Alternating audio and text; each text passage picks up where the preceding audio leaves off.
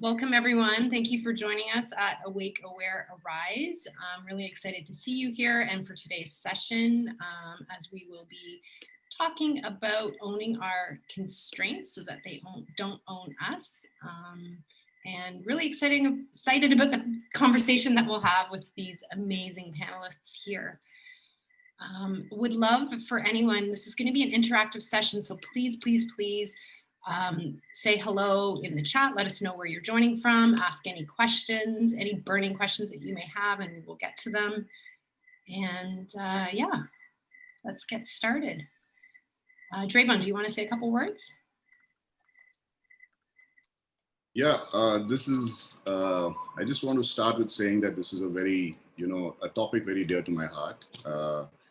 It's because it really kind of rules us. It rules us on a day-to-day basis. It rules everything about us, the way we think, the way we behave, the way we interact with people, the way we act in this world, etc., etc. So I feel this is a wonderful topic to explore and also see it from the context of how it would be important for a coach. So that's why it's looking forward to this discussion.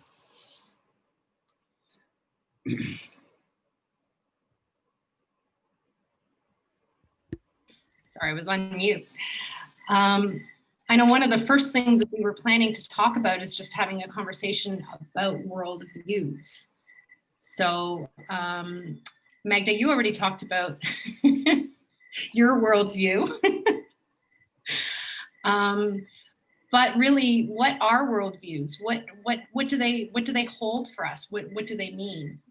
Does anyone want to sort of jump in and chat about that, whether you sort of post something in the chat from the audience, or we can share? I can always jump in. So if you don't want me to jump in, tell me not to, but you know me, I'll always jump in. Yes. So to me, worldview is, how I see the world. How does my context, my past, my experience, what kind of color or tint it gives to how I perceive the world around me. And my worldview is very different from everybody else's worldview, most likely.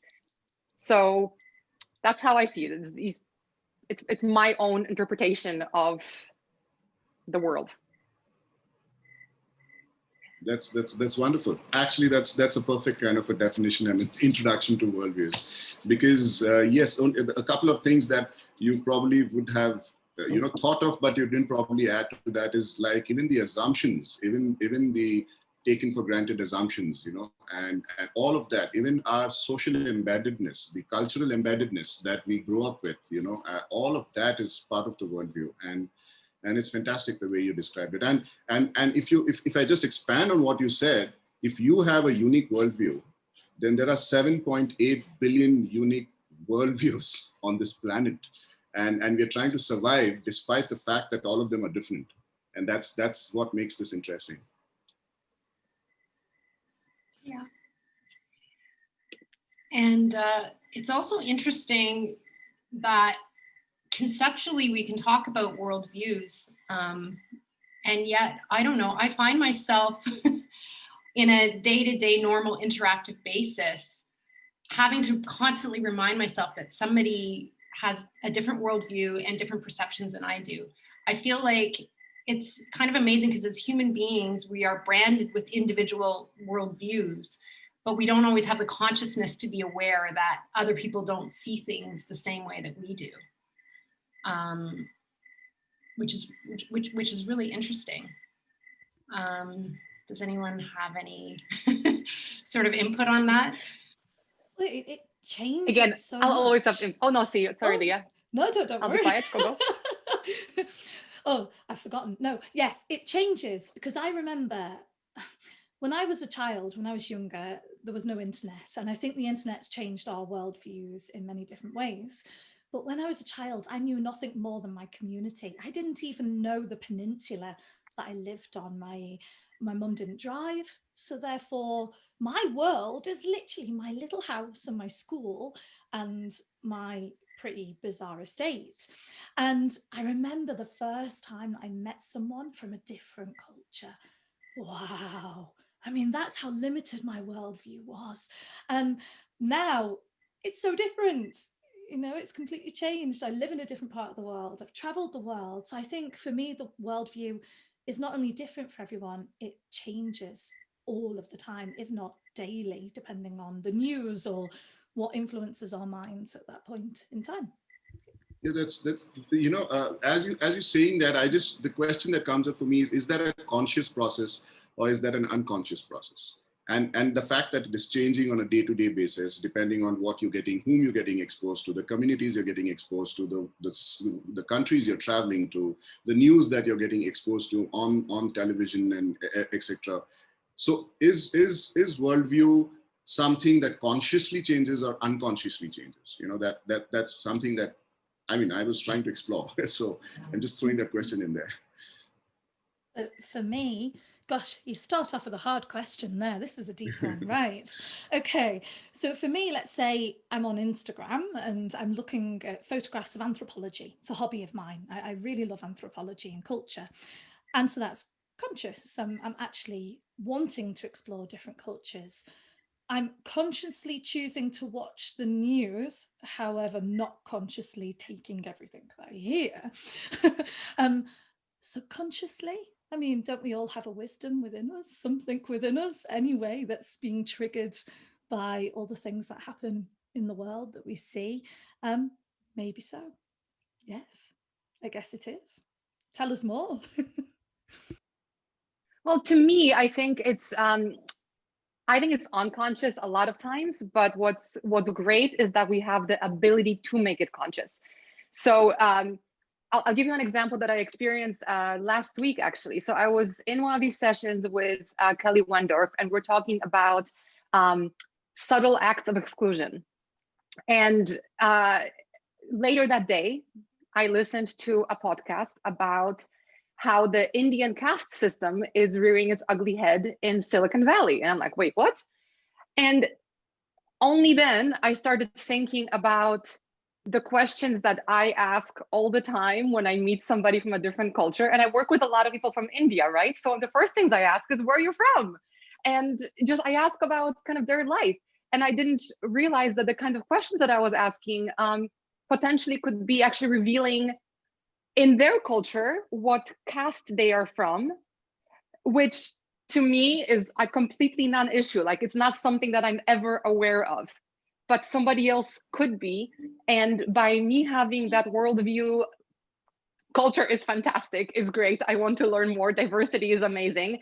I mean, I know what caste is, but like, it's socioeconomic status of any kind has never been a thing that I'm ever, biased towards.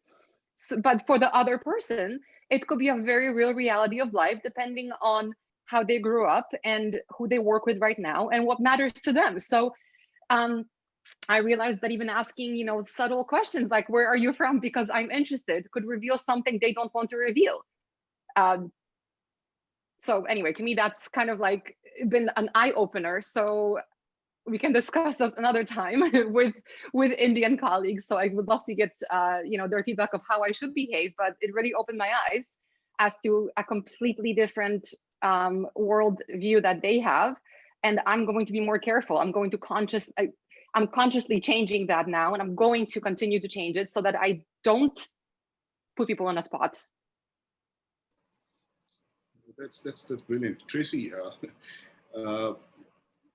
You had shared something sometime back when we had a discussion about your shifting worldviews about, particularly racism and all of that, and how it had kind of, really impacted you. Why don't you share some of that? Yeah. Well, one thing that actually still continues to shock me is because I think, I've evolved around as a person, and I really work on being open and all of these things. And even the other day, it was in Meenakshi's webinar, and she asked that question about, when you think of Dr. Jones or something, who do you see? And literally, I'm ashamed to say, the first thing that popped up on my mind was like a white male, probably like 40, early 50s. Like that's the thing that came up. So it's like, I'm still structured by the worldview that I was raised with, essentially, even though I don't want to be. And, you know, it came up a lot for me in regards to racism, and particularly earlier in the year, because I grew up in a city where it was multicultural, and because my parents, their religion was very, at least on the surface, talking about accepting everyone and all of those things, I just always thought to myself, I'm not racist. I'm not racist. You know what I mean? Like, and I'm not with racist people or things like that. And I think my eyes just got really, really, really open within, especially this last year. Actually, I would even say even before that, traveling to Nicaragua and spending time there, I realized I had no idea of what white privilege is until going somewhere else. And the fact that I'm living in this sort of privileged state and assuming that I'm not privileged is something to do with my worldview right there. So yeah, that sort of started opening things up for me, and the realization of things like, you know, I grew up thinking police are there to help us. There's people that grew up thinking that police are there to be afraid of, you know, and which one is the truth? So it starts raising a lot of questions about our assumptions and also about our truths. Yeah, actually, wonderful, because it is the truth from which we live out of. You know, it is how the world is really for us, and nothing else other than that exists for us. And so we are operating from a context, that meaning that the worldview becomes the context from which we are operating and interacting with the world with. And that's a very, very powerful thing to, you know, understand, because it's like the worldview, from my understanding, is almost like what, you know, what water is to the fish, and what air is to the bird. When the fish is swimming in the water, it's born in the water. It never steps out of the water, so it never knows anything about what water is. It can perceive everything else in that surrounding, in that environment, but the water, it's taken for granted. And so it is something which is almost like invisible, non-existent for the fish. And similarly for the bird, it's the air is non-existent. The worldview is more or less something like that. It's non-existent for us, but it's ruling us. It's the truth from where we are operating. It holds everything like a container for, I mean, we are living inside of that container, and we don't know that we are operating from there. You know, that is how powerful it is. And unless we realize that is the state in how we are actually showing up, that is how we are showing up in this world. I mean, unless we identify that, and how, like Magda brought out, that, you know, I am constantly working on it. I'm aware of the worldviews that I have. It's a constant kind of work that needs to be, you know, put in regularly, and particularly as coaches, so that we expand our worldviews and encompass other possibilities inside of that, because our truth is not the only truth in the world. Truth is very, very relative, very, very relative in most cases, unless like everybody agrees, yes, that's the sky, and then yes, that's the sky, that is the truth, yes. But then there's so many other things that we talk about and we hold, which are just relative to, like how, again, Magda brought up the caste system, the language, the religion, the, you know, the socioeconomic, you know, stratas in the society. Everything kind of plays a role into, you know, defining that worldview. So yes, it's very, very important what you're saying, Tracy. You know, this reminds me of a quote, and I'm probably going to pronounce his name wrong. Friedrich Nietzsche. There are no facts, only interpretations. I think it is. Yeah, there are no facts, only interpretations. Beautiful. Is there really a truth? And I think, was it Shakespeare? There's nothing either good or bad. Oh God. But thinking makes it so. So are there facts? Is there truth? Or is it just purely our interpretation of what's out there? And that's the same with the world. Is there really, I don't know, everything's opinion, isn't it? It's all based on our opinion, not fact. Even science sometimes a scientist interprets the results, yet there might be a hidden factor that hasn't been discovered yet. And they may be deemed true, but is it fully? I don't know. Yeah, sorry, that came into my mind when you were talking. And so interesting, because when you talked about science, even science starts off with bias. Science starts off with a belief, and then they basically go to confirm that belief. And sometimes by doing that, they'll discover other facts. That's how some of I'm not a scientist, but I know that's how a lot of the discoveries were made, because they were looking to confirm one assumption and then something else came forward. So I wonder, can we ever operate without a bias? Is that even possible?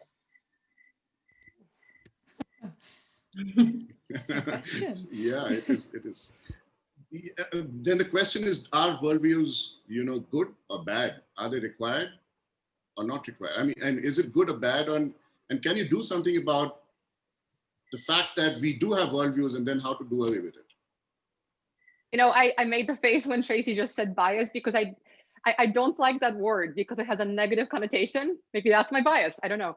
But having a context isn't bad or good. It just is. It's just who I am. Like you said, there's 7.8 billion people, and they all have different kinds of biases. I think what you do with it once you learn the consequences of that bias is what's important. I'll give you another example. I grew up in communist Poland, in a small village, and the world was what it was. If you wanted a salad, you went to the garden and you picked your vegetables. If you wanted to make chicken soup, you killed a chicken. If you wanted a sausage, you raised and killed a pig. These were things, and I knew that we took care of all. I had to name the pigs when I was growing up. So for me, they were around, and then I knew that they were eventually become food. And I didn't like the fact the pig was gone, but I understood it, right? And then when I moved to America and I moved to a city, and then subsequently, I mean, as early as my late 20s, I was a big meat eater. I mean, give me a steak, I'll devour that thing. It was like a badge of honor. But what I didn't really, even in my late 20s, didn't understand is how different food production is from what I grew up with. It didn't occur to me that cruelty is a thing. It didn't occur to me that, chickens get put on conveyor belts and their wings and their heads get chopped off. These things that are just they make me throw up now. I didn't know they existed, because I thought that the circle of life was just respected. I thought, I don't know what I thought. The point is, the more I learned, I mean, especially in the past few years, I've been vegetarian for the reason of I get the circle of life, but that's not how we produce our food. It's not how even vegetable production, there's so many chemicals, we're destroying so much to produce a freaking radish. So, I grow what I can.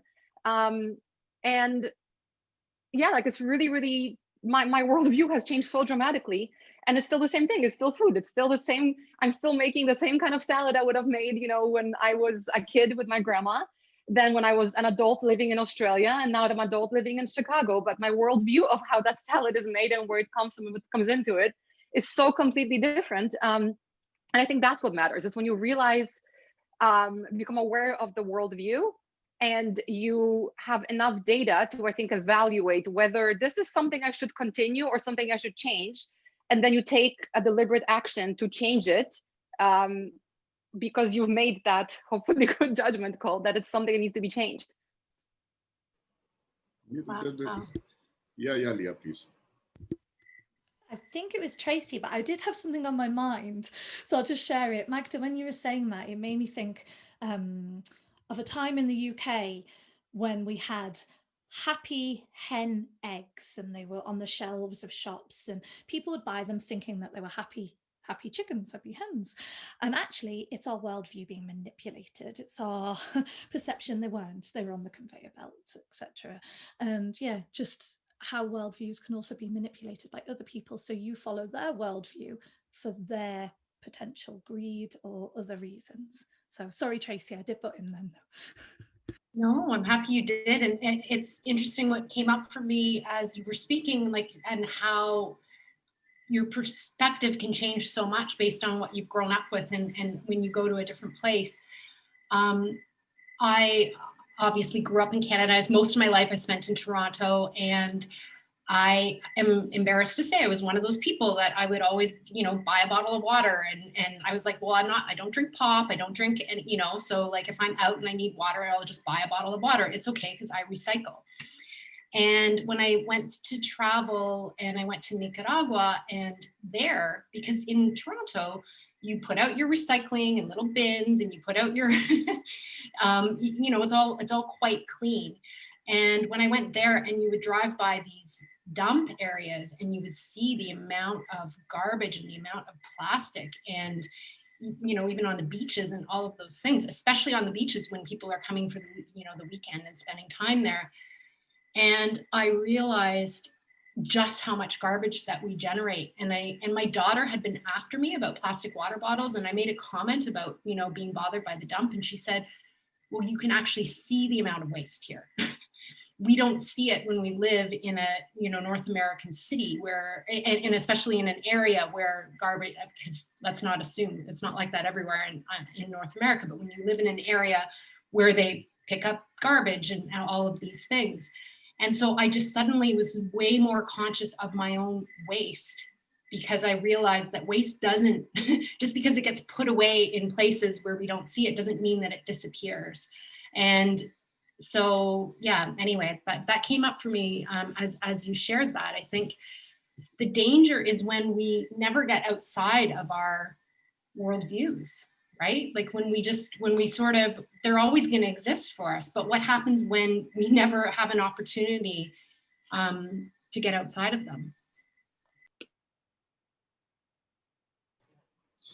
I often thought that people who are in very powerful positions, people who are in the government, people who are, very well educated, like, scientists and professors who are teaching in B schools and et cetera, probably have a very largish kind of a perspective about what's happening in the world and all of that. But as you're saying this, as you shared that, Tracy, about, the garbage and how the whole of, you and I have been catching up a lot on a lot of these documentaries. I mean, we kind of, the Social Dilemma, which is recently running on Netflix, even this David Attenborough's One Planet, One Life on One Planet, all these documentaries. And they kind of just showing how humanity and how humans actually have tilted the entire, equation on this planet, and how they've kind of suddenly started dominating everything else, every other species on this planet. And a lot of it is coming from,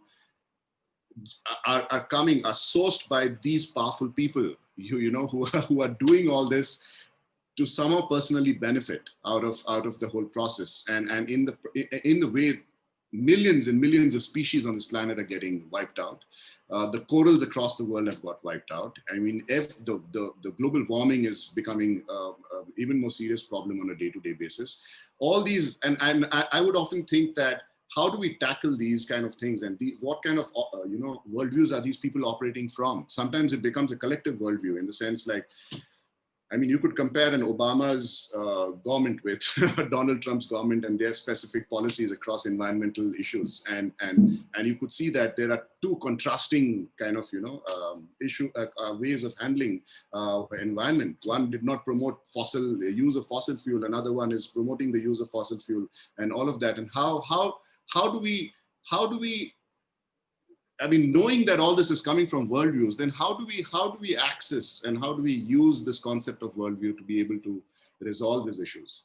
These are questions that come to my mind. Dreyvan, the first thing that comes into my mind is togetherness, oneness, coming together, a shared ability of taking responsibility of our perceptions, our opinions, trying to understand each other. I think for me, where the problem lies is when one specific individual has the final say based on their perception, based on their upbringing, based on their education, based on all those things that are beliefs, and beliefs can be biases and so on and so forth. So I think for me, the answer is there should not be just one person as one leader, but maybe a leader that brings other leaders and the general population together to find joint solutions and exploring all different perceptions of everybody. So that's the first thing that comes to my mind, oneness. It's Yeah, really thanks. interesting on that topic of oneness, or even right now we're seeing so much fractionality, right? And that was one thing that really came to mind with me with the social dilemma, was how they talked about there how social media basically shows us posts by people that have similar worldviews, essentially similar point of view. So it kind of almost creates these echo chambers within. So you're mostly seeing commentary from people that agree with you. And what's really, really interesting is even when that is bridged, even when somehow or another you are able to see posts from someone that has a different point of view, I couldn't believe at the beginning of the pandemic how many people were posting saying, if you say this or if you say that, even just about the virus and whether or not the virus was real and all of these things, threatening to delete each other off of Facebook. And I'm not even getting into the right or wrong of deleting someone, but you know, my eyes were really kind of opened by an article that I read a little while ago before all of this started, that talked about how what open-mindedness means, right? And we think open-mindedness means accepting, you know, other people and accepting, you know, in the sense of being liberal. But open-mindedness also means sitting down and having dinner maybe with someone who's racist. Because if we're never doing that, what's happening? People that are racist are only around other people that are racist, only around other people that are confirming their worldviews. We're only around other people that are confirming our worldviews. And I see like this sort of danger, especially with those of us who ask a lot of these questions of ourselves, like coaches and leaders and people that really care. You sort of surround yourself by other people that really care. And what happens when we're creating these own echo chambers within our own lives? But also how do I access my unconditional positive regard for someone who stands for everything that goes against my like deepest value system? I'd love to hear some feedback on that, because I struggle with that. It's making me very, very bubbly inside as you're talking, because I'm #1 fan of unconditional positive regard. I mean, when I learned this concept, it changed my life. When I think of the kind of person you're describing, i.e. a racist, i.e. somebody who is cruel to animals, Donald Trump, I'm sorry, maybe doesn't make me a bad person. That I don't think I have that within me. Sorry, I know I don't have that within me to be able to extend that to certain people. And perhaps that makes me not a great coach.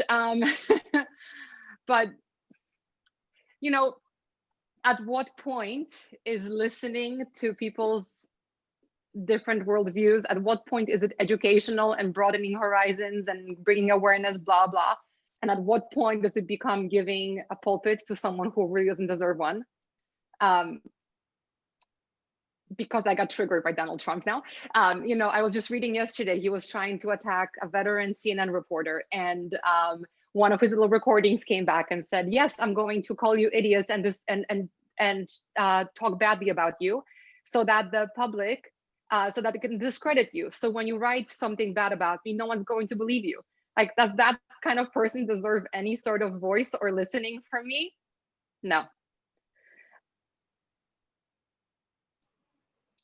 Can I jump in, Magda?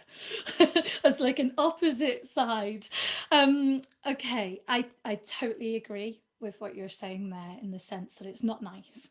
It's horrible to be around some of those people, and I wouldn't particularly want to be, and I wouldn't choose to. However, I've had the unfortunate and fortunate experience of working with young people and adults who are deemed bad people. Gang members, for example, I've worked in child protection. I've worked with really, really naughty kids who hurt animals, who do bad things, and even dogs, vicious dogs that would bite me. And I need to try and understand or see a different side. One, because it's a professional side of what I'm doing, but two, because I'm eager to find out what the past has to do, the present and the future potential of every living thing. And what I try and keep in mind, someone said to me when I was younger, do you know, Leah, I think your job in the future is to shine a light on those who shun the light of day. And that was all they said. And I spent absolutely ages contemplating this quote. What does that mean? And I saw a quote after that. Sorry, I'm full of quotes today, but there's a quote and I've had to search it because I didn't remember it all, which is, darkness cannot drive out darkness. Only light can do that. Hate cannot drive out hate. Only love can do that, by Martin Luther King Jr. And I think through my work, because it does involve me working with bad people. I'm sorry, I have to keep doing that because there's so much more to everyone and everything. I do try to use unconditional positive regard at all times, but I know that this is really hard for everybody. It's not easy for me, especially if I'm with someone that goes completely against my values, completely against my beliefs. But I do strive to understand. However, I have been in situations where I haven't. I've got to admit that. Someone has really, really pushed a button and I have had to walk out. and I can't bear to be in that space. But I just wanted to share that. That's beautiful. As you were speaking, and what Magda brought up, and I really don't have an answer to how do you actually extend unconditional positive regard to everyone on this planet yet. That's unless you, like, I think Tracy had said this one, unless you become a monk, or, and you've kind of given up on everything else in life, and then you've kind of taken that spiritual, pathway, and that's probably one of the moments when you can do that. But I'm just kind of reflecting back upon one of the experiences that I had in a corporate intervention where a team was not getting along with each other, and there was a lot of hatred amongst the core members of the team, and they were not seeing each other's point of view. And the CEO had requested me to kind of build the relationships in that team more deeply. And one of the ways that I did was to fall back on this concept of the worldview, or rather what everybody thought of each other in that space. And all I did was a simple exercise of asking each person to come up and stand and talk about their biggest struggle in their life. What's the biggest struggling moment that you've ever had in your life? And each person came, and initially it was a little superficial when one or two people shared it, but slowly it got deeper and deeper. And luckily there were some Italians and Spaniards in this team of, in this organization, and it got more and more authentic. And as it got more and more authentic, the subsequent participants came up and shared such deep struggles about themselves and how they've actually experienced life. The entire space changed by the time we finished that round. It took about a good 6 to 7 hours for everyone to come and share, their struggles. Everybody was being seen in a completely different light by the end of that discussion. And it was such a sight. I have photographs of what happened at the end of it. Everybody hugging each other, and literally tears flowing. And this is a top executive team of an organization when this exercise happened. And basically what I'm trying to hint as that most times we do not know where that person is coming from, and what that person has been through, and why are they showing up the way they're showing up, and that's something that we are completely unaware of. And it takes a little bit of time and effort and to dig into that person's perspective. And one of the biggest hurdles in that is for us to keep holding on to our perspective, and while we're going through that process. And that's extremely what should I say, it comes in as an obstacle in the way. You need to be able to drop that off completely and listen to this person completely with a neutral mind and with an open mind, and then try and appreciate by putting yourself in that person's position, and then appreciate the story from their perspective. And it changes the way you start holding that person. I don't know. I still really don't have the answer for Magda's question over here about what she shared, but this was one thing that helped, and it changed the dynamics of that team dramatically.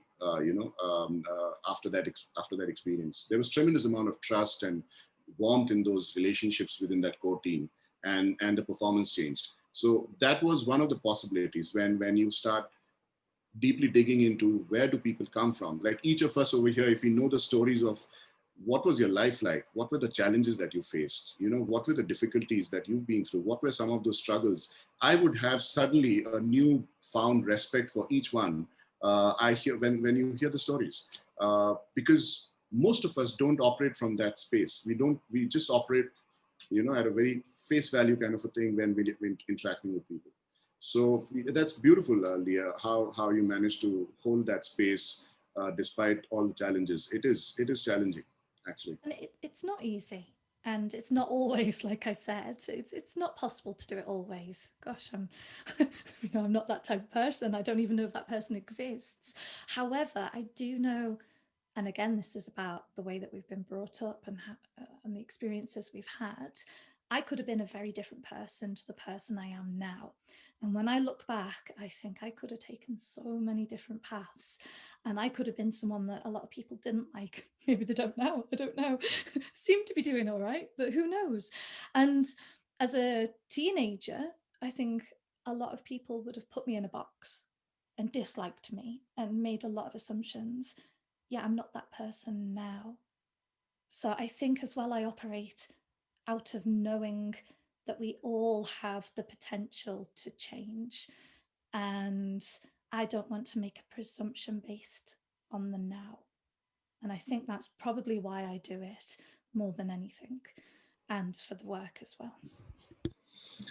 So as we discussed this then, and particularly because Magda has triggered this in me about, and the moment these things happen, I start thinking then, what is the way around this?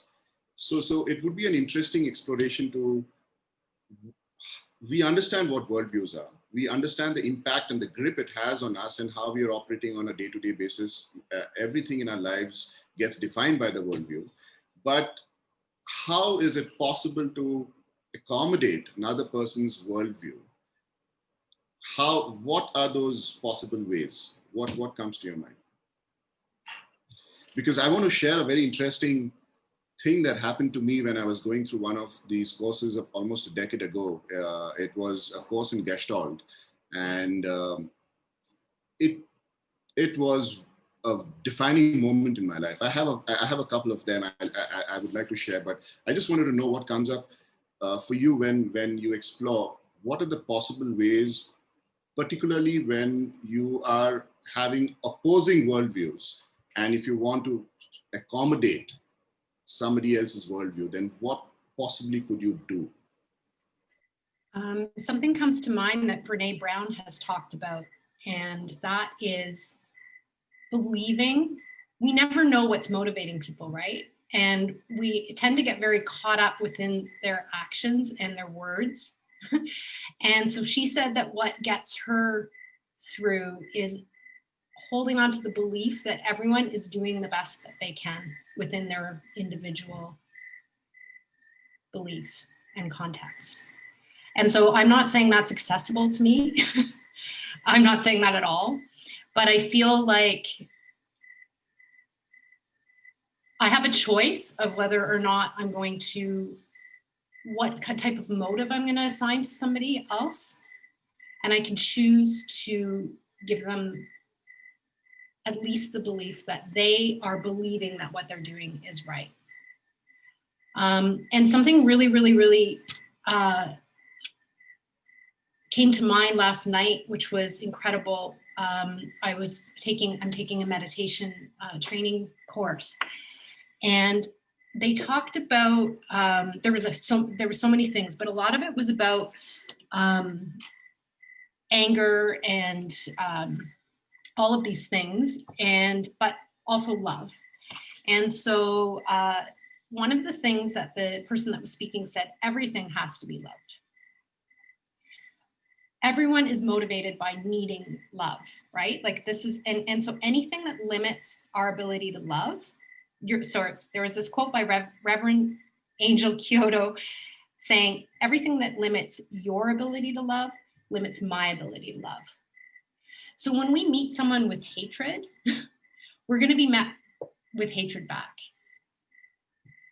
And I'm not saying when we meet someone with love, we'll get love back, but we're not going to be limiting that other person's ability to show love. That's what's coming up for me.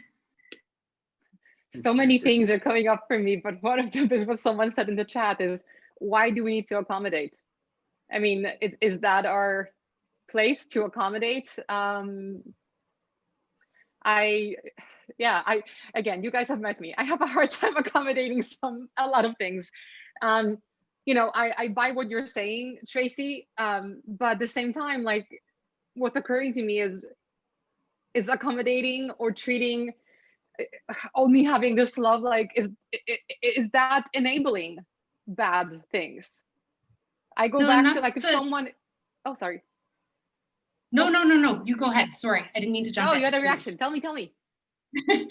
No, that's such a valid question, because I was reading, so there's a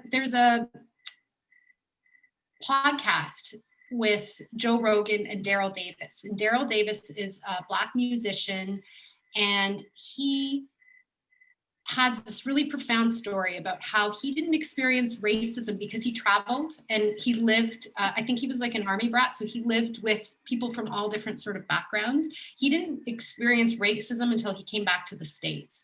And he was old enough to be shocked by it and thought, how can someone hate me?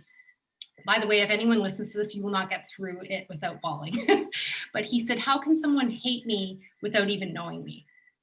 And he said that became sort of his driving thing. He decided he wanted to know that answer and he wanted to write a book about it. And it sort of happened accidentally where he was playing at a jazz club and he ended up going and sitting down, or someone came up and asked him a question. And this person, they had a conversation, they talked about music, and this person pulled out their wallet and showed a card. He was a card-carrying member of the Ku Klux Klan. And so Daryl made it his he decided to write this book and to go and meet with different members of the Klan. And I'm not going to do it justice by telling the story, but through this process, a lot of people actually revoked their membership because they had never gotten to know anyone other than themselves, ever. You know, like anyone that had any other point of view, they never had a chance to connect with somebody that they hated. And so there's that story. And then there's a couple of documentaries on Netflix that I haven't had the opportunity to watch yet, but I read an interview, and there's a Muslim filmmaker who just did something similar, went in and interviewed several extremists, and as a result ended up having a similar thing. And she did say something really important, Magda, that answers the question. She said, I'm not saying that it's the responsibility, especially for people to be victimized, to go out and meet their victims and love their victims. She said, I'm not saying that. This is a choice that I've made. So I don't think it's on anyone to tell anybody else, yes, go out there and love everybody. Go out there and, but on the other hand, by opening people up to connecting with others that aren't similar, I don't think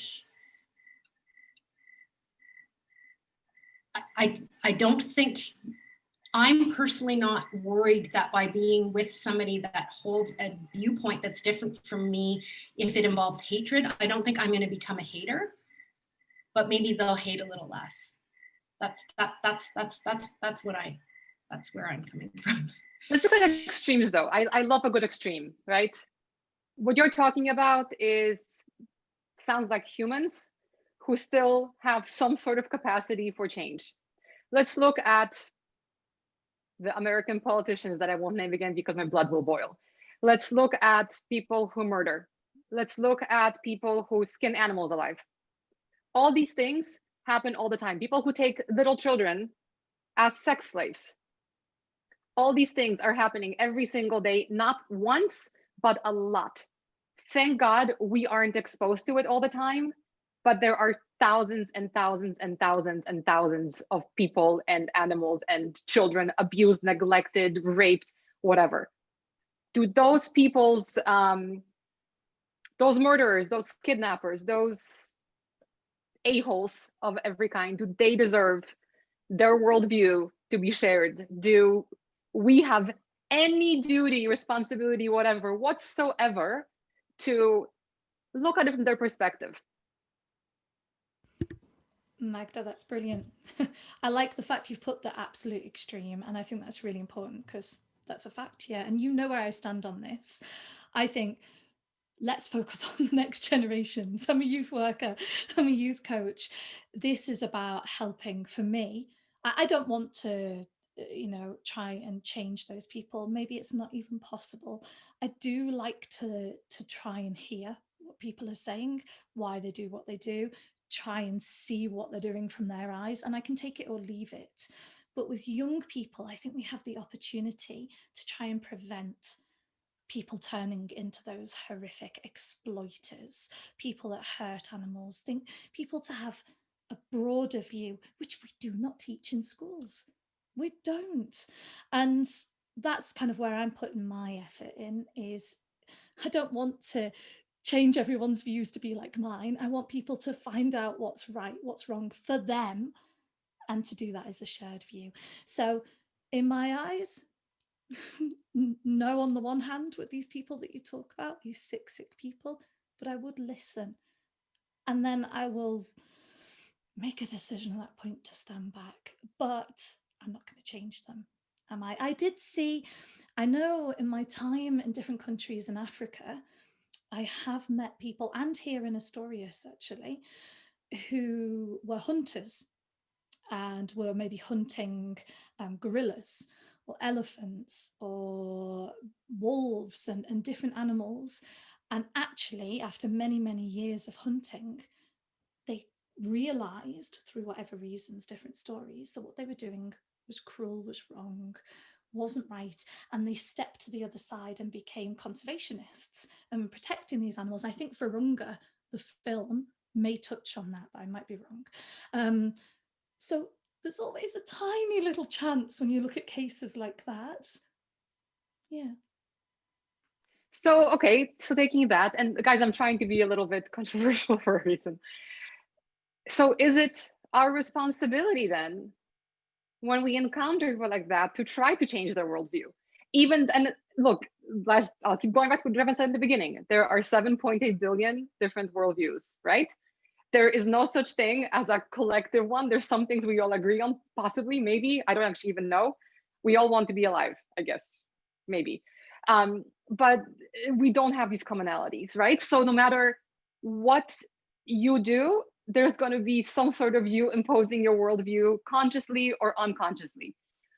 But if you, I can tell you right now, because I've done this. My parents have their house, they're near a forest preserve, but it's on private properties. And 2 properties down from us, the people who live there, they have a hunting license and they are happy to hunt.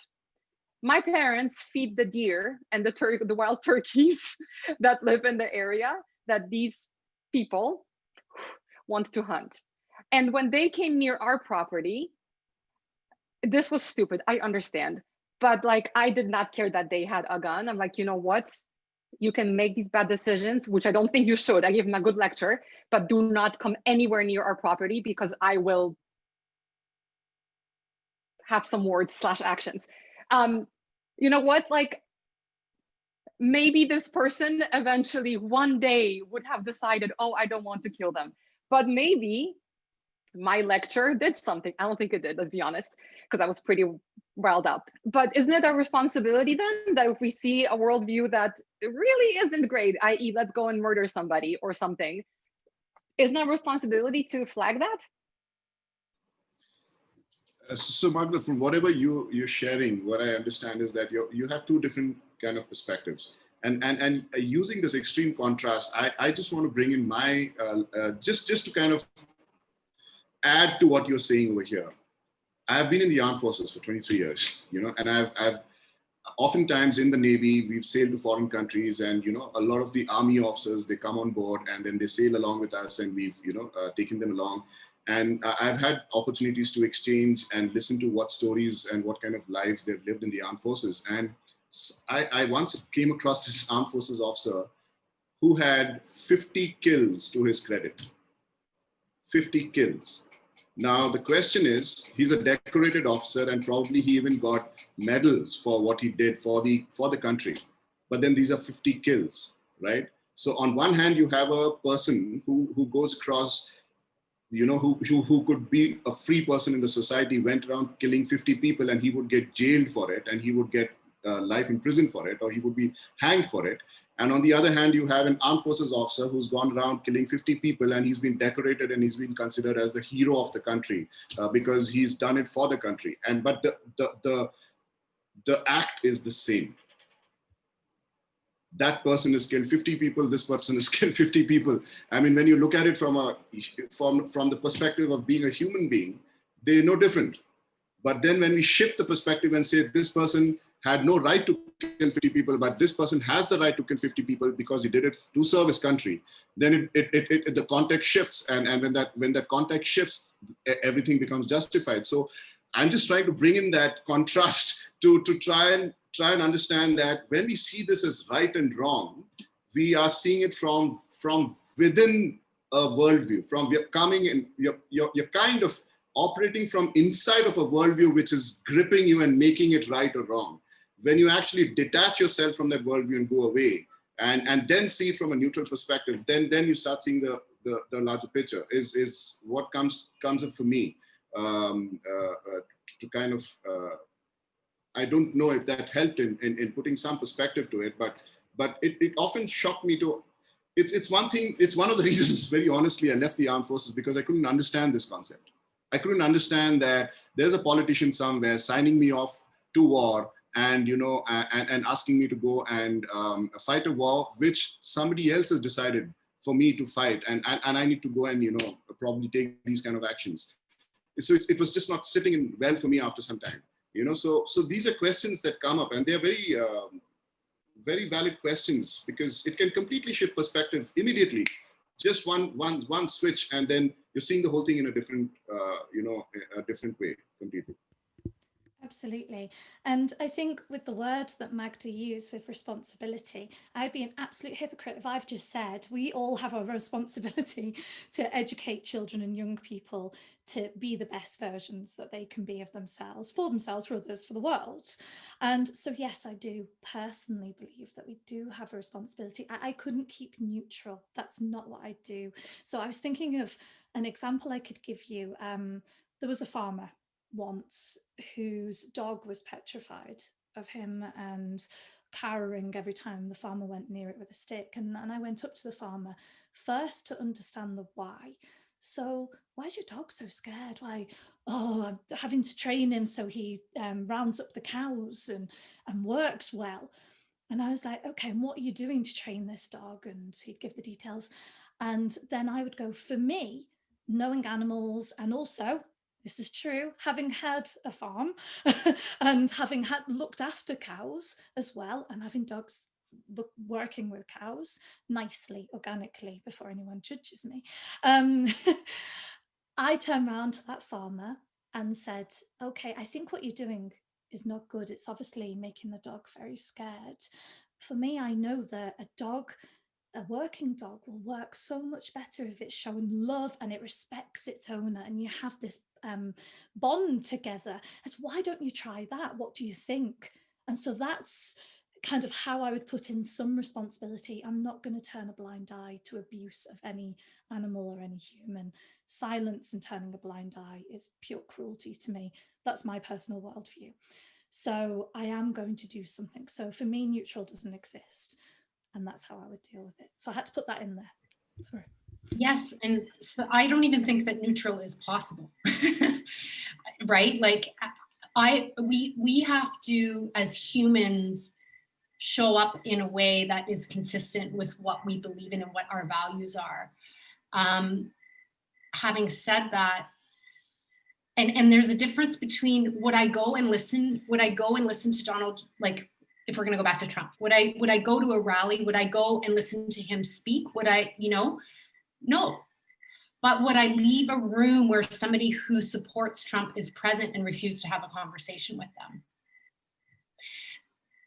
Would I still share with them my beliefs and my point of view? Like, absolutely. I don't think that neutrality would be possible for me, especially if I was sitting with someone who is, let's say, racist or sexist or abusive to people. I wouldn't be able to water down, I think that, like we said, that belongs to maybe like a monk, but that's not me. But on the other hand, I think that a lot of the times people go to become extremists is because they feel like the only people that are hearing them are these people that are holding these really extreme points of view. And then that's how that happens. They feel like they're not being heard otherwise. So it's like, can I listen to somebody and can I hear them without, and I'm telling you, physically, personally, I can't. I shut off, I get angry. I don't have that, I don't have that level of self-control. So I'm speaking about this conceptually. I'm not even speaking about this as something that I do. But where I want to be is to be able to hear somebody and then respond to them from my heart out of what I know is true and what I know is right, but at least leave them with feeling like they've been heard, even if they haven't been agreed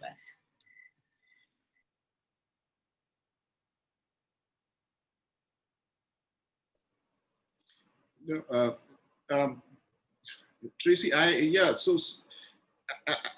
agree with what you're saying, and I'm still kind of trying to. What's coming up for me then is that obviously some things don't fit inside certain worldviews, and some things do. And so what becomes the need of the hour then, when things are not fitting into our understanding, but then we are kind of being challenged by something that is happening around us. And then how do you accommodate? See, the word accommodate is opening up to that possibility, basically. I'm not saying accommodate meaning that you kind of own it and you say, oh, everything is fine. I agree to this also. I'm not talking on those lines.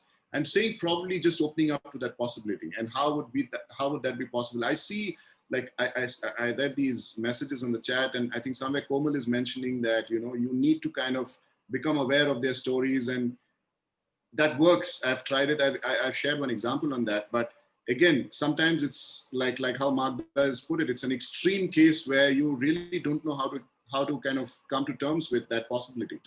Now, how do we adjust to those situations?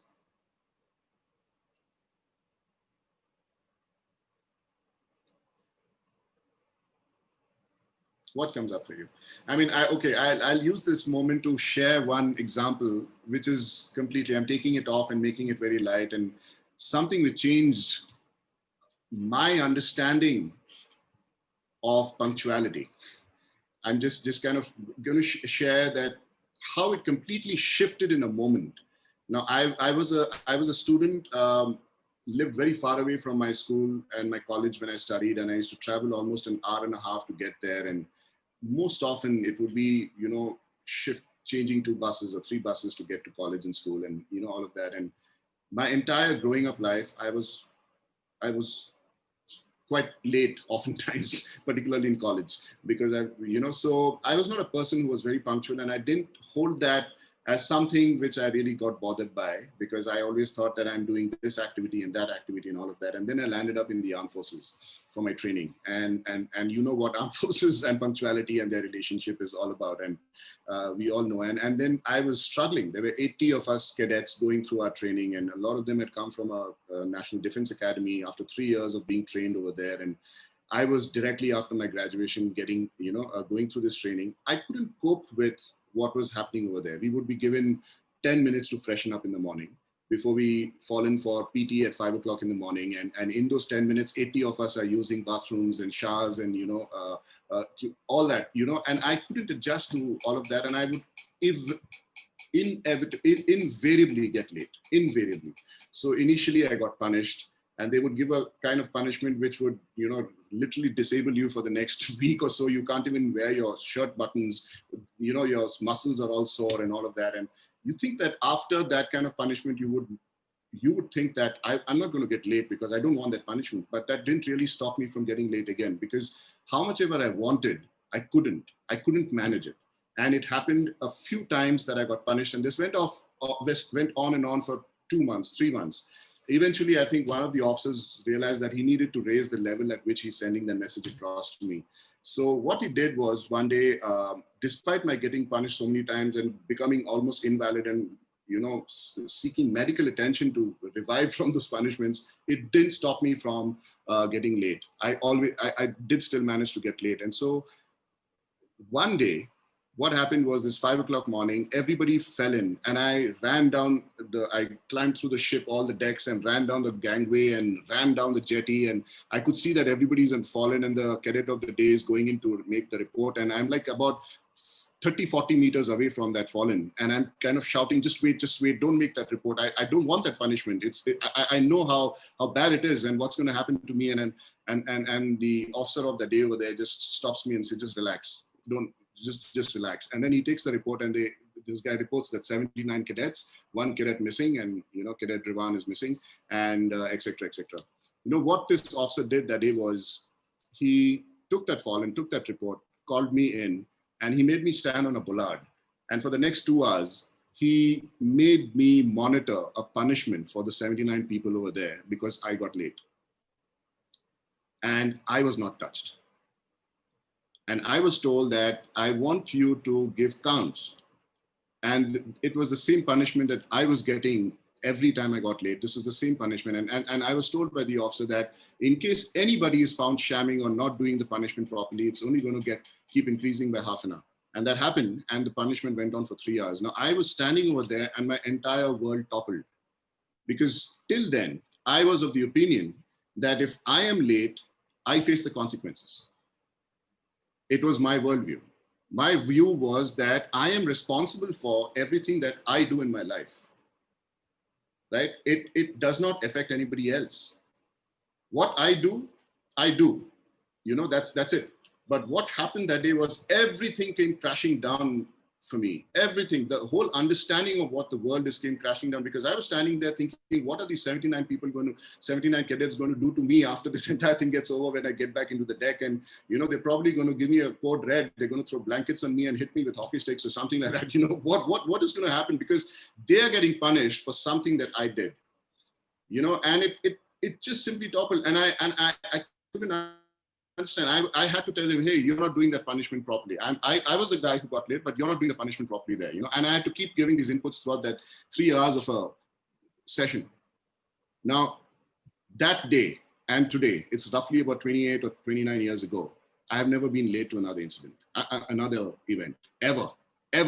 Because what shifted for me was the shifting of the worldview, that if I am late, it's not just about me, it's about the entire lot connected to me is getting affected. And that shift was permanent. That shift was deep. That shift was so kind of got etched into my every cell in my body and into my DNA, that it just somehow stops me from getting late ever again, for any event.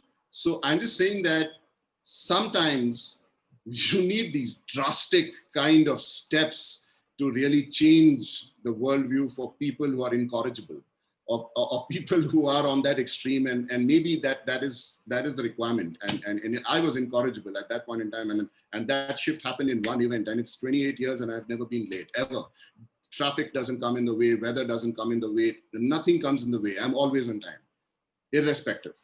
So that is the kind of shift I'm talking about, and it's possible. But it's a pretty hard way to get there.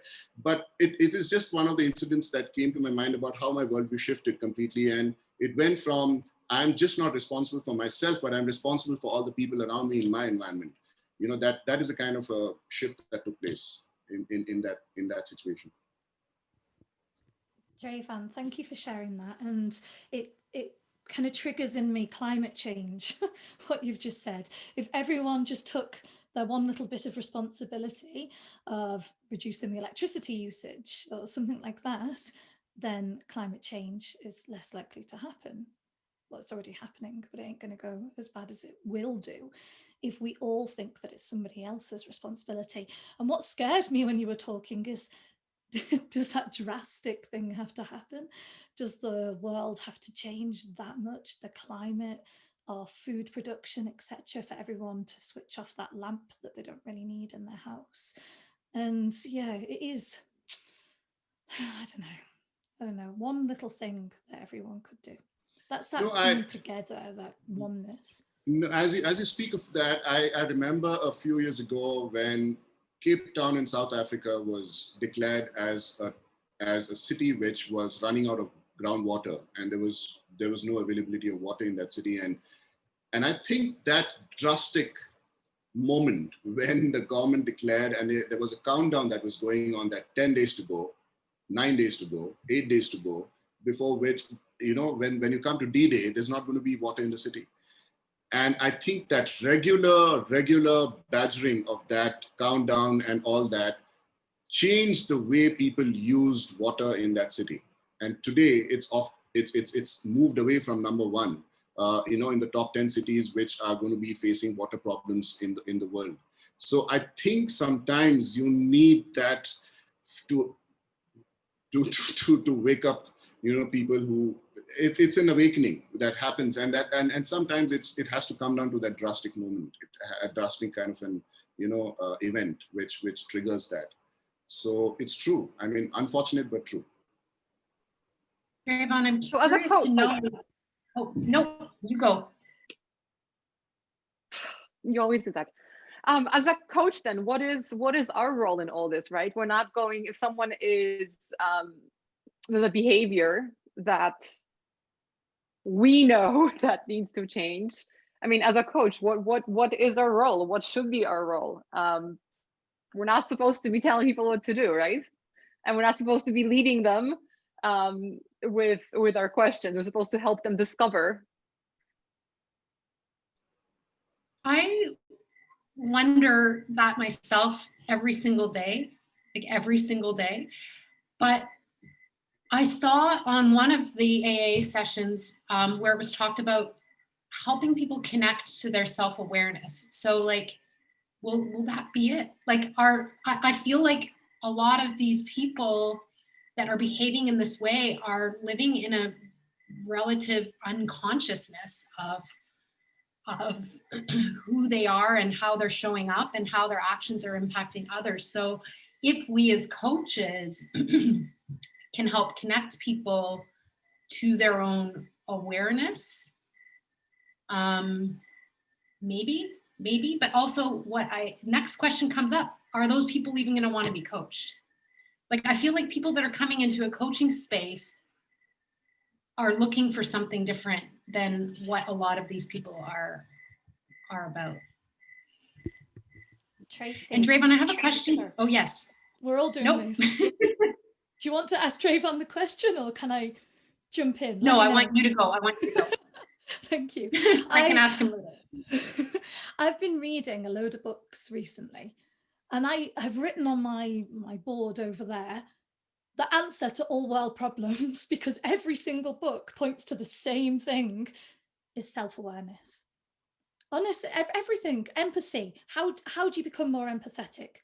Self-awareness. How do you become a good leader? Self-awareness. How do you become a good parent? Self-awareness. How do you become a good teacher? Self-awareness.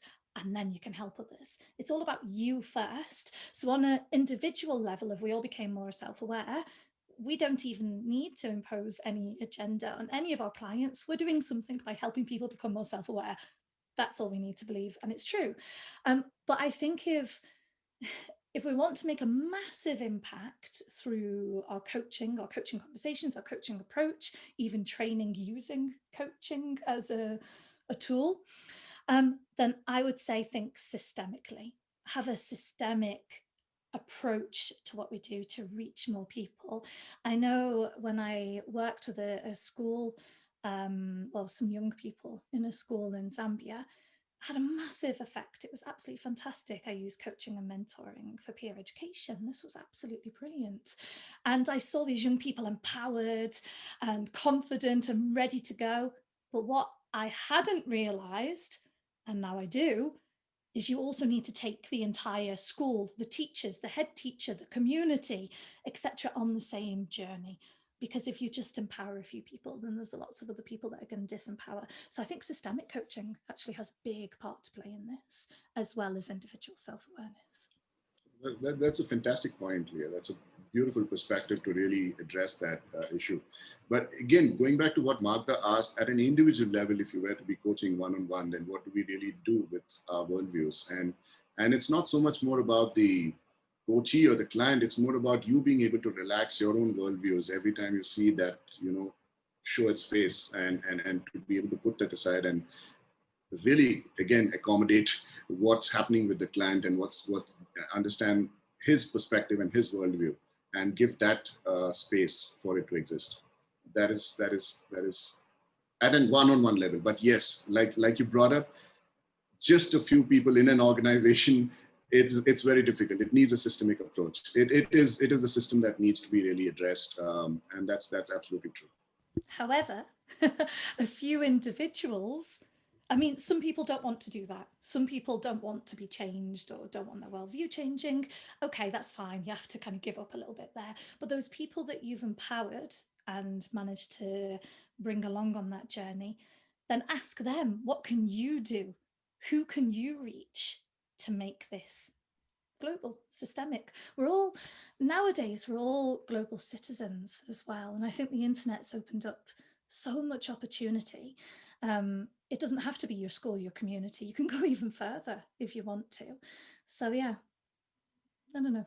I love that, there's a limitation, Leah. there's possibility. Thank you. I love that. And you know what? The program you're doing with the young people, I think is a great example of this. And one thing that, there's many things I love about Cocharia, especially all of you here and the panelists, because you guys are amazing. But one thing I really love about what we do is our focus on self-coaching, and not just here's a model, go forth and replicate this, coach. No, here's your universe so that you can figure things out, and you can help others figure things out, and you can help others figure things out. Kind of the democratization approach that anyone can be a coach. Every single client we work with, everybody is coachable. There's only unclientable coaches, no uncoachable clients.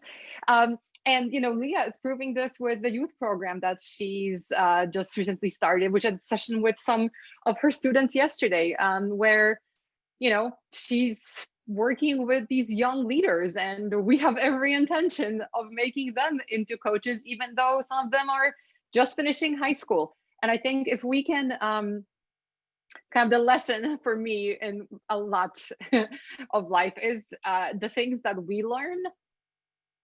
I think when we see the benefits it has, I think we have a responsibility to the planet, to our communities, to everybody, to impart those things, to teach them, to help themselves. I mentioned the comments, covert coaching. We need to invent covert coaching. But I think we actually did, like with self-coaching, that kind of is covert coaching. I know that I find myself, instead of having just regular conversations, a lot of times I have that mental pause, and I try to reframe the thing I'm going to say into a question and into an open-ended question. So instead of kind of trying to only show what I very visibly always show that I care about, I'm trying to get the person I'm speaking to open up more and go into, go into the background versus just react to my reaction. So anyway, I think self-coaching is pretty awesome. And I think as coaches, the more that we can do to empower our clients and communities and families to self-coach, and learn the kinds of things that we are learning, I think we're going to be, have a better chance of solving these kinds of issues. I was just thinking that an example of covert coaching is almost what you said, Leah, about your neighbor with the dog. Right? Yeah. Yeah.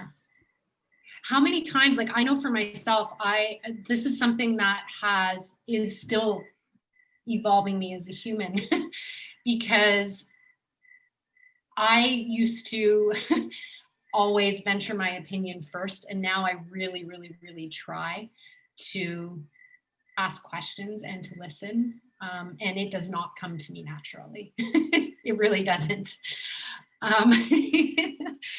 And at least within the coaching space, I'm aware that that's how I need to show up. And outside of the coaching space, I'm like, my family will tell you, I'm still, I still have my struggles. But yeah, I thought that was a beautiful example of kind of, you went to that person and asked them why first, and heard them, and then introduced another idea. And yeah, I thought, yeah, that's a beautiful example of covert coaching. Do you know, Tracy, I try, a lot of young people want to do debates. It's like really exciting to do a debate. And I don't particularly like debates. That's just my own personal thing. I'm not saying they're bad, but for me, I don't like them very much. But I deliver them in a different way, which is just like that. Okay, let's try and hear and understand each other and the different perspectives. And then instead of saying, I don't agree with you, what you're saying is wrong, because that just disempowers someone straight away and makes them go on the defensive. I'll say, okay, that's really interesting. I don't quite get your point of view, but for me, this is what I believe, and I'd love to find out more about what you believe. And then by what I've said, this is probably a bit bad me saying this, but I've indirectly hinted that what they're doing isn't right. So like this person with the dog, I see them now and I say, oh, the dog looks happier. How are things going? I keep that conversation going on the positive as much as possible. And slowly but surely, maybe that will ingrain into somebody. However, it is my point of view. But anything that isn't hurting anything, I believe, for me, that's right.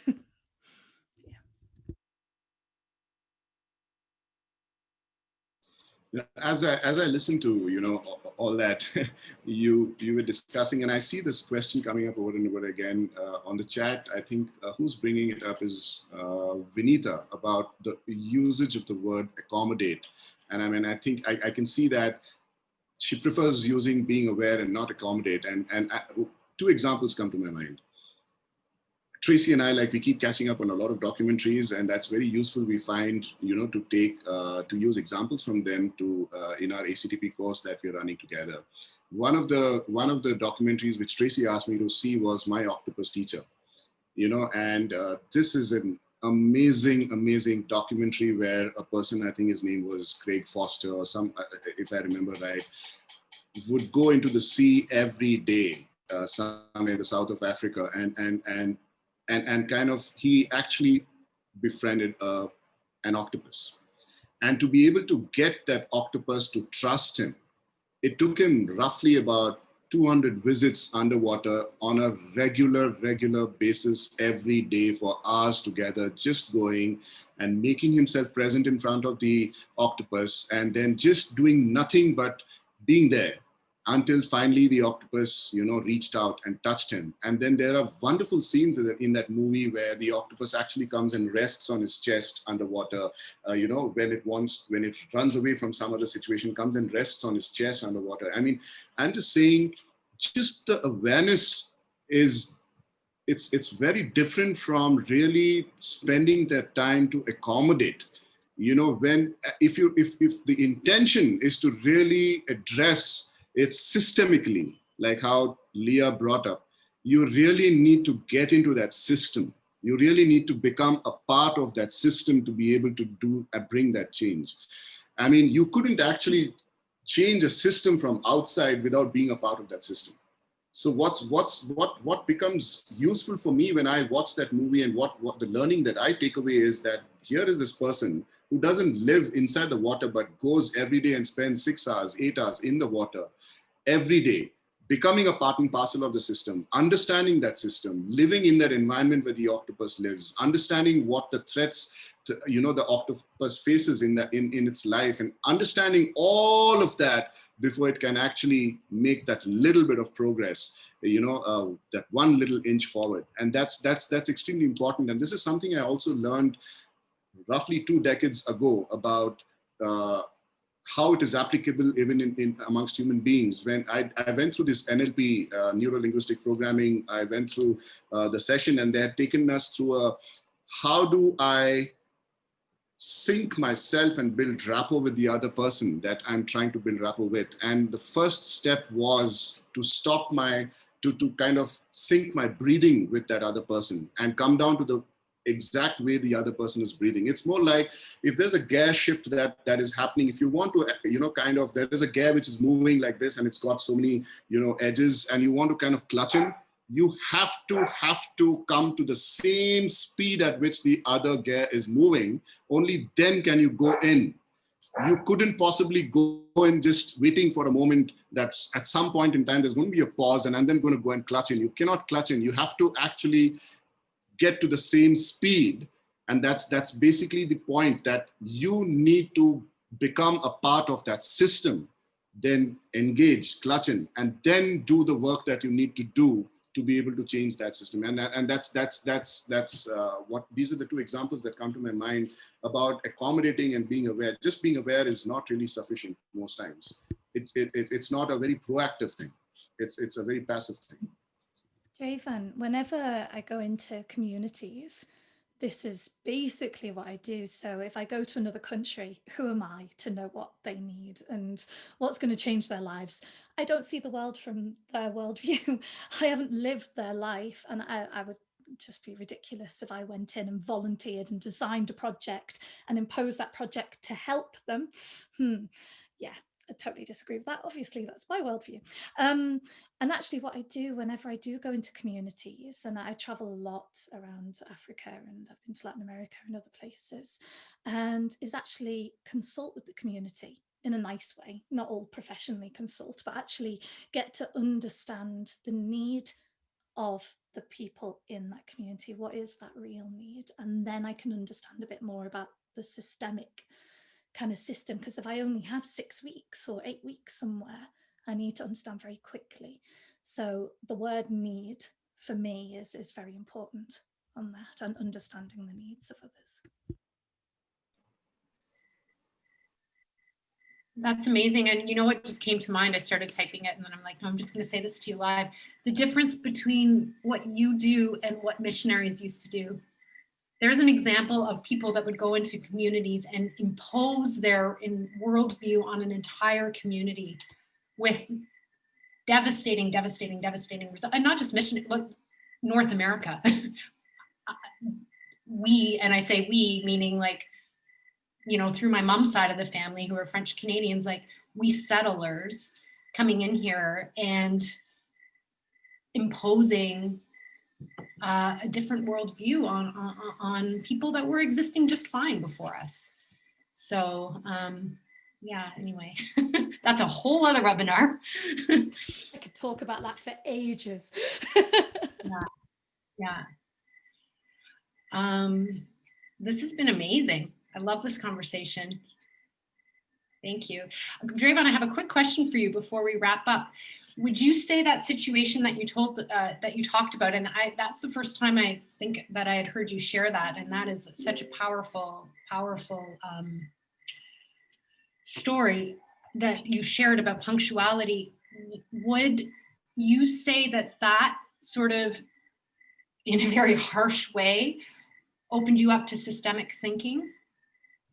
Is that yes. what, is that what, yeah. Well, yes. Before that, I live in this world my way, and on the highway kind of a thought process. But in the armed forces, that doesn't really work. It's not about brilliant individuals. It's not about one person. It's about the entire team. And to bring in that idea of you are the team is as good or as bad as the weakest person in that organization, and that was the whole idea, which they took a long time to realize that I needed a higher level dose to understand that. And so that's what I went through on that particular day. And it really changed my idea of what teams are. And that is something that I try and bring into the organization. I mean, I can't implement those kind of methods in helping teams, but I do a lot of work around disciplining organizations or disciplining people in the organization. This is another thing which comes up for me, which is coming from this book called Jim Collins' Good to Great, where he says that most times organizations are looking for disciplined action, disciplined thought processes. And they think that if you could discipline people's thinking and if you could discipline people's actions, then you could discipline the man. It's actually just the opposite. It's the disciplined man who thinks in a disciplined way, and it is out of that disciplined thought process, what comes is disciplined action, and that is what is required. So it's oftentimes the person first before the thought and before the action. And that is something that happened in that moment for me, wherein I understood this completely in a different perspective. And it changed my idea of, I am just not me, but I'm part of a system. And that system and me are extremely interrelated in more ways than I could think of. And that's what opened up for me that day. Yeah.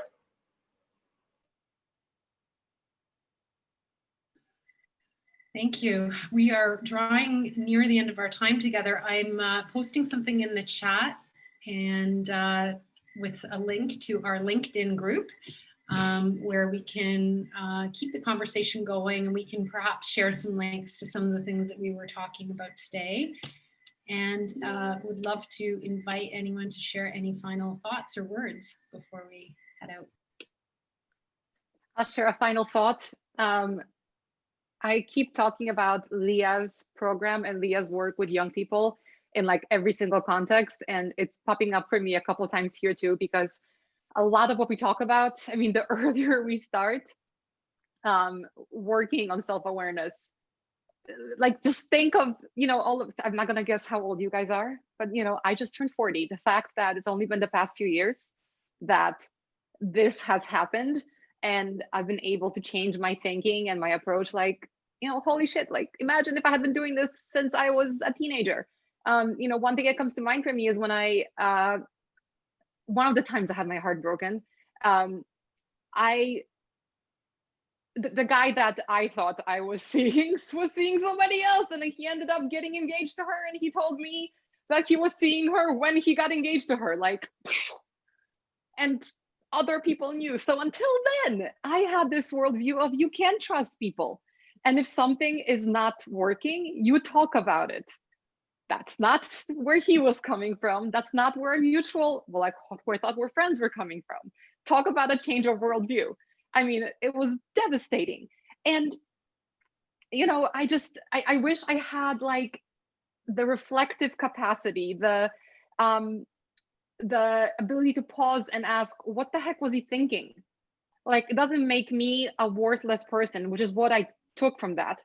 It led me to get into an abusive relationship, which led me to a lot of physical and emotional pain, which led me to many years of like really low self-worth. I mean, the flow-on effect of that one, the first event, just has really changed my life. In the end for the better, but whatever. I think I'm trying to say.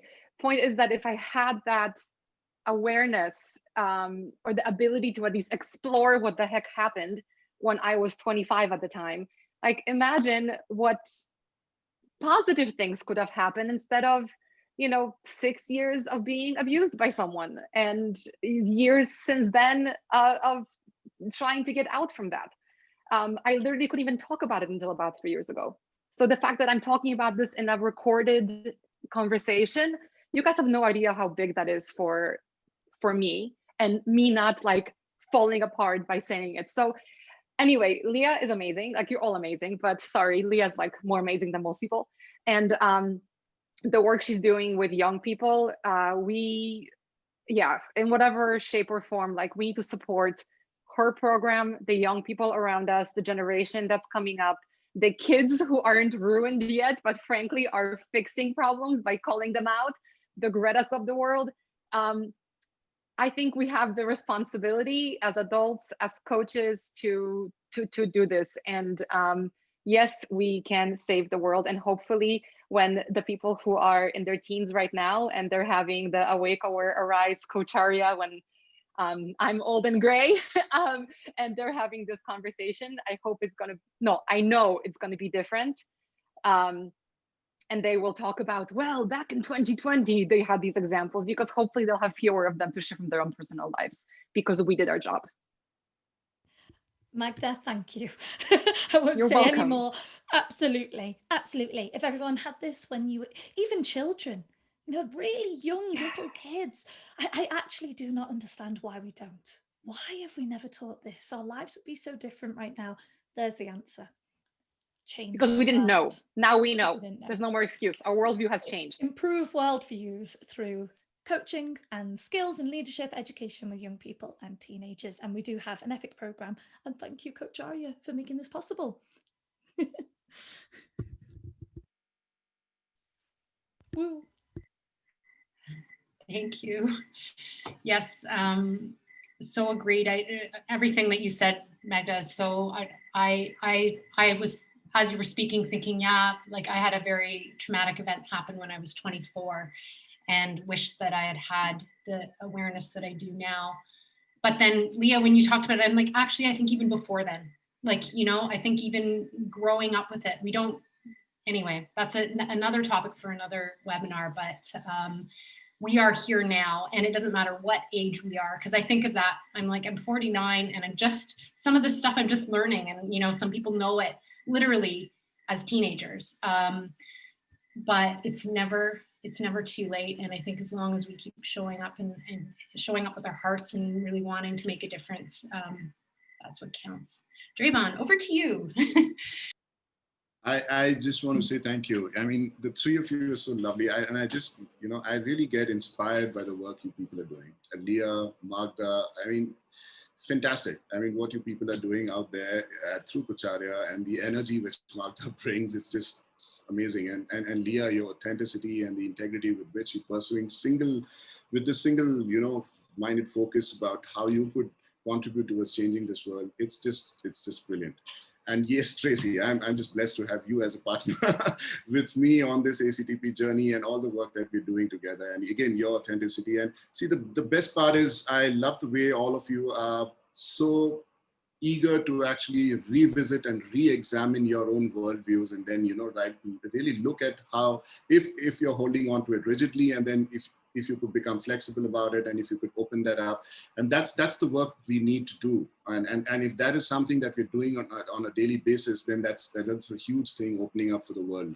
And the more number of people doing it, it's just then, you know, going to help the world change. That's the whole thing that comes up for me. Thank you. Thank you so much for being on the panel, and thank you for being in my life, all of you.